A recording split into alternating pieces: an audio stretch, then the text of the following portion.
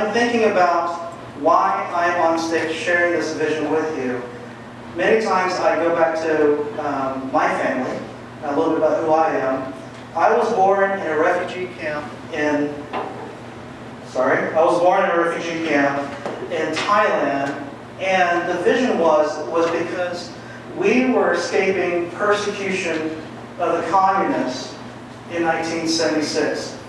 My parents came here, didn't speak an ounce of English, and obviously here with you sharing this dream, the fact that if you work hard enough, if you understand how to apply this in everyday scenarios, you can, in essence, change your career.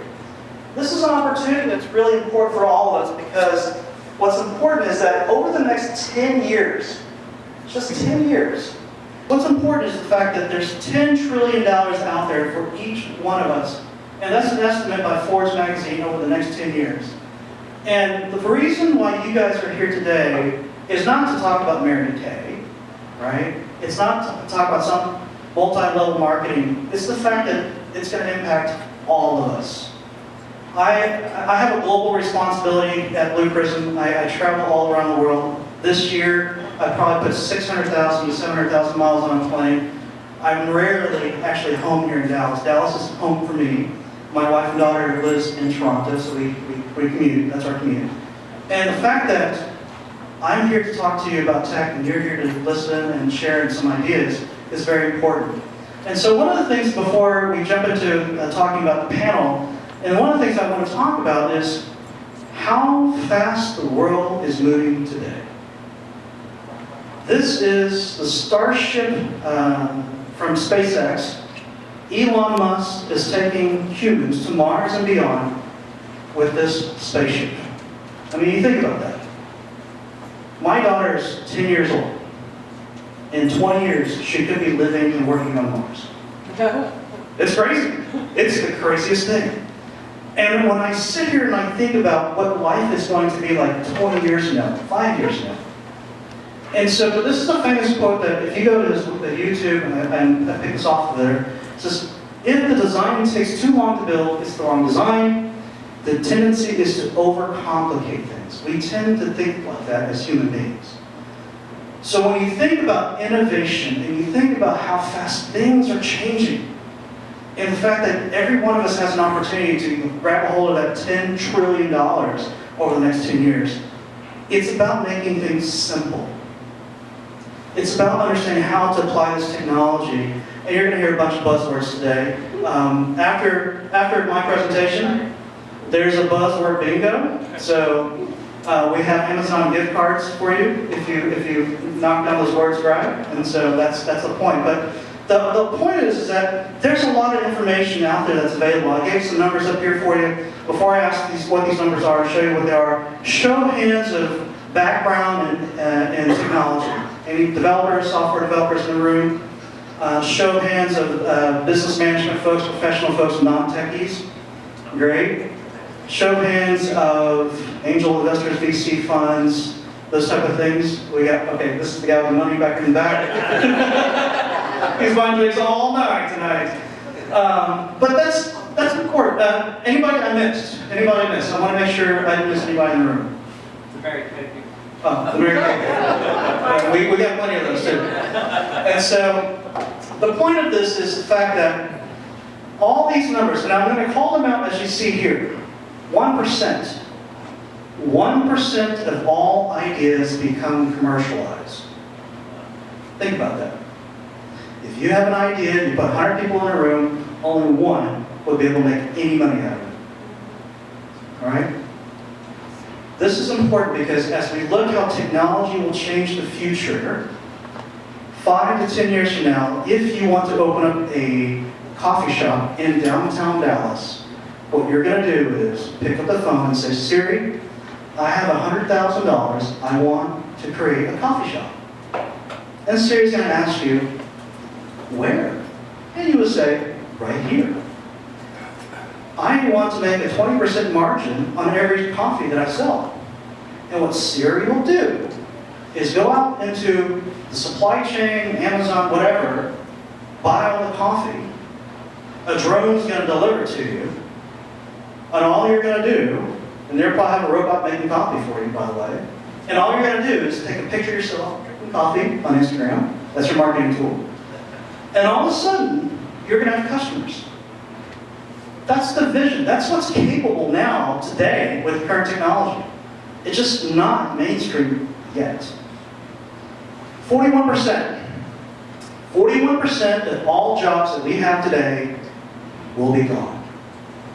So I think we have about 70, 80 people in the room. So 40 of you people will not be doing your job. So this side of the room, sorry, you're out of job. Right? So these studies are real. Yeah, so I have all my references down at the bottom, but it's real. 7. Lucky number 7. How many people in here has had all kinds of jobs in the past? So I'm going to pick on you, Meredith, because I know you. What kind of career have you had in the past? I work for Chieng right now, but 3 weeks ago, I She works for me, yes. sold cranes and bubblegum machines, and for 4 years before that, I sold safes and locks. And 4 years before that, I worked in the financial industry in marketing. So the reality is that in your career lifetime, until you're retired, you will make a minimum of 7 career changes. I was a DJ, still am. I have all my DJing gear, a special event planner, chef, cook, tennis coach. Getting rich, you understand that. Software developer. I was actually in a comedy troupe, on stage for a little bit. Tried a bit of acting career. Didn't work out, obviously.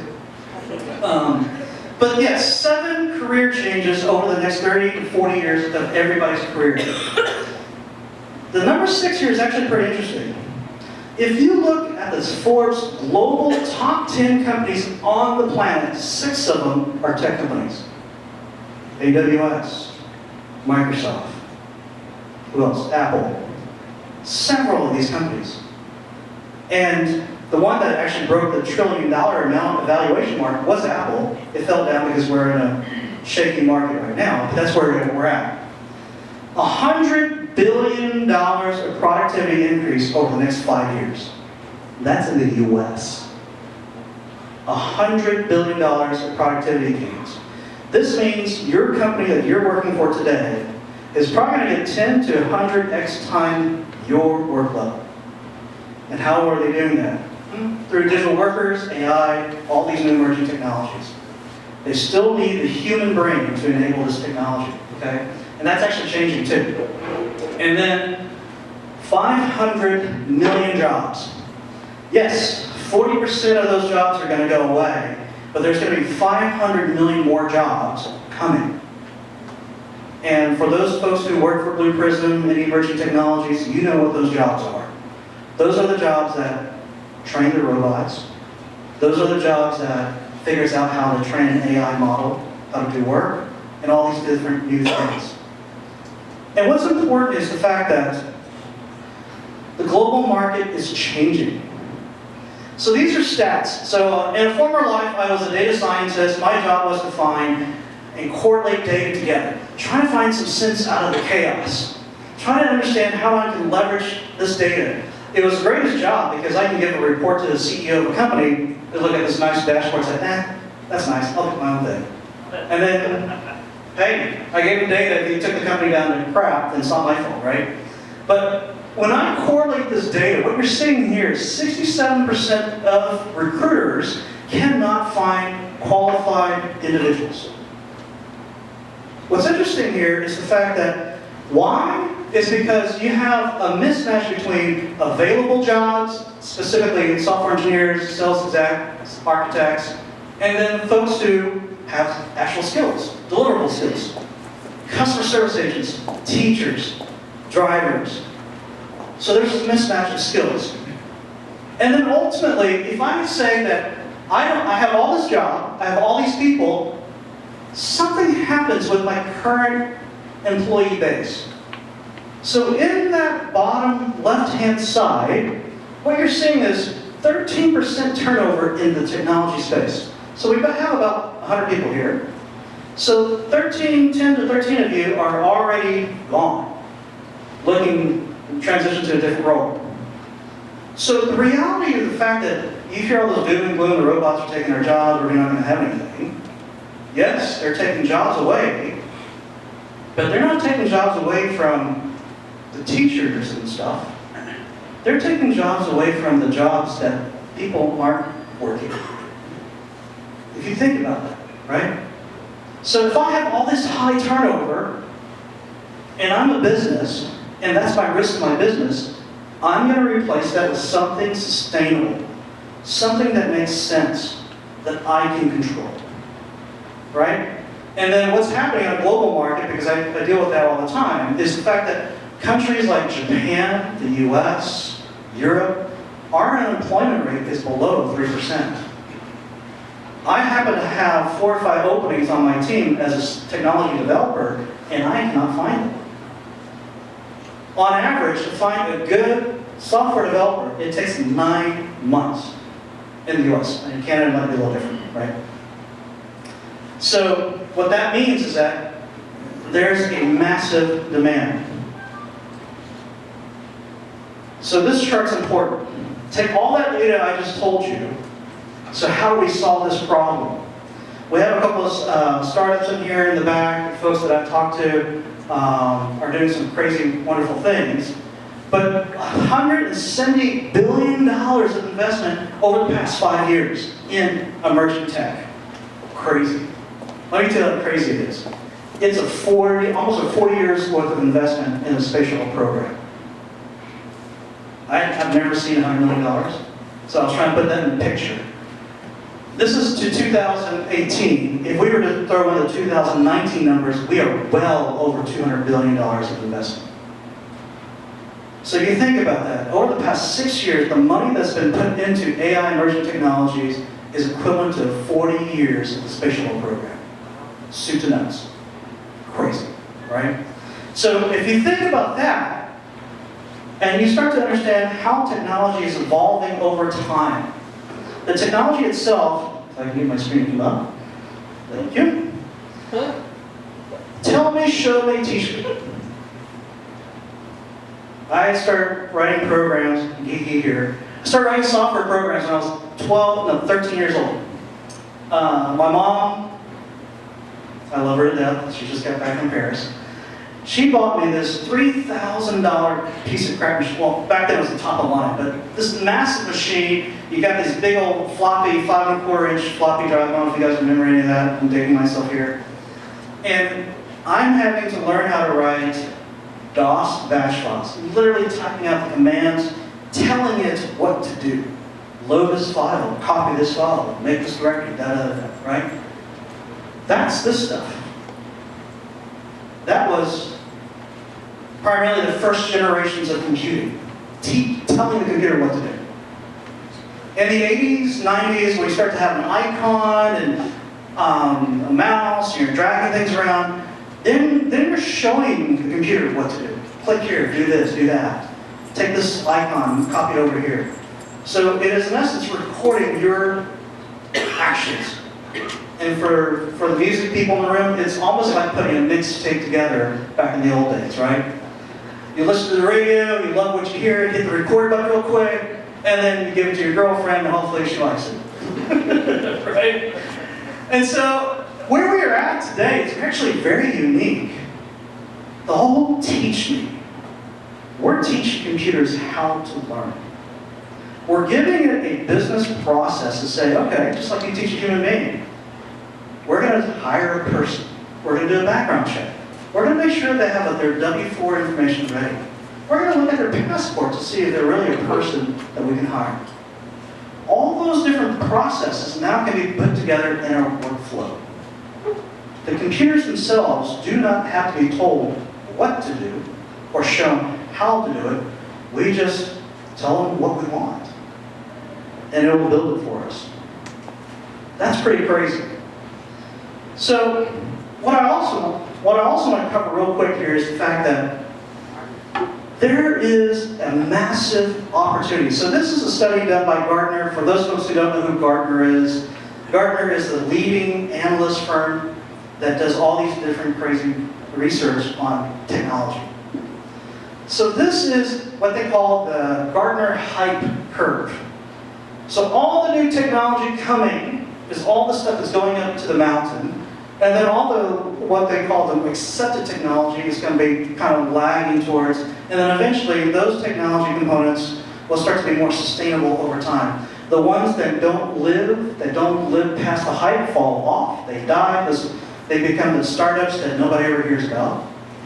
And so what I'm suggesting is that you see all of these dots, and they're going to be anywhere from 2 to 5, 10, 20 years, whatever. But all these dots that you see here, those are the $10 trillion opportunities over the next 10 years. It's like playing roulette. Anybody here play roulette? That's the only game I play in the casinos. I used to work for the Las Vegas Sands on a consulting project, and too much technology. The only thing that I can actually make money at is roulette. So this is your roulette wheel on the left-hand side. What we have to figure out is which one of those is actually viable. Which one of them is going to make us a little bit of money? Which one of them is going to make our lives a little bit easier in serving the public? And which one of them is where we may want to put our bets into?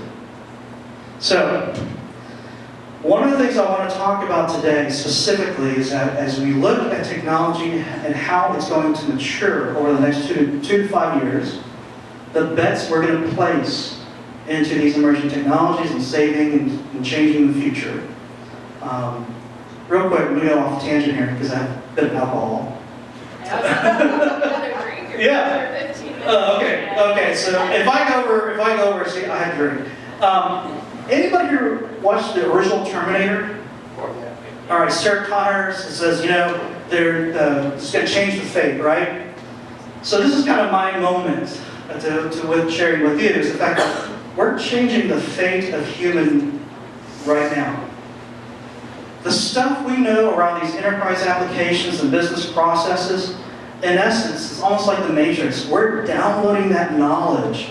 We're building models of automations to do this and that right now. If you want to hire a robot to be your accountant, technically you can right now. And then what we're taking is that knowledge and experience and everything around these applications, there's obviously more, and we're dropping into this digital worker over here. And if we do that, what's the outcome?